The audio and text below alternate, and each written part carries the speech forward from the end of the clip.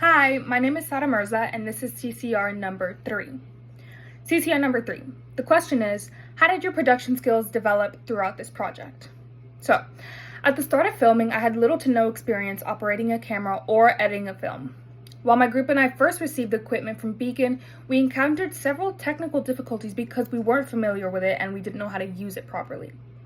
Adjusting the settings, handling the camera, and ensuring proper functionality all felt super overwhelming at first, but with patience, teamwork, and a willingness to learn, we gradually figured it out together as a group.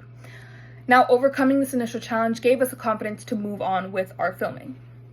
So as we began shooting, we wanted to incorporate a variety of angles to add depth to our storytelling and present characters in unique ways. According to the Camera Angles case study, an over-the-shoulder shot is often used to create a sense of intimacy during a conversation, and it makes the audience feel as if they're directly involved in the scene or directly involved in the conversation. We applied this technique in a moment when our antagonist is being shouted at by his mother, and as he's stalking and getting ready to kill his victim. This allows the viewer to experience the confrontation from the mother's perspective and as a bystander, essentially, in the scene that he's stalking his victim. So, additionally, we position the camera high above both characters, which can emphasize the young antagonist's vulnerability because it made him appear smaller and more inferior in comparison to his mother.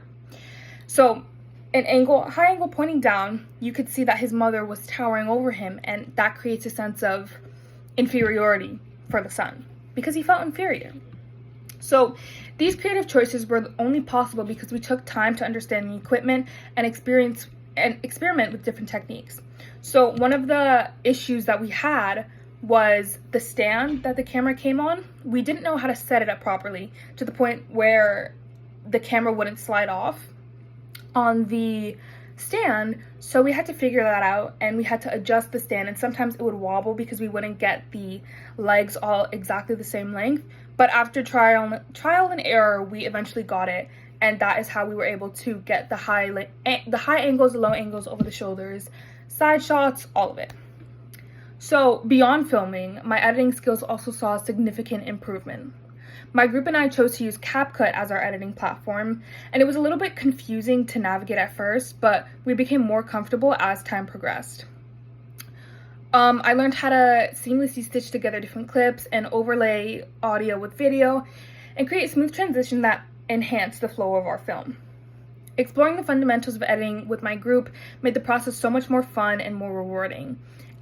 Although the journey was at times difficult due to technical difficulties, we were able to execute our vision because of our willingness to learn and work together. And in the end, everything came together and it looked almost exactly how we wanted it. So through trial and error, we were able to get the results that we wanted.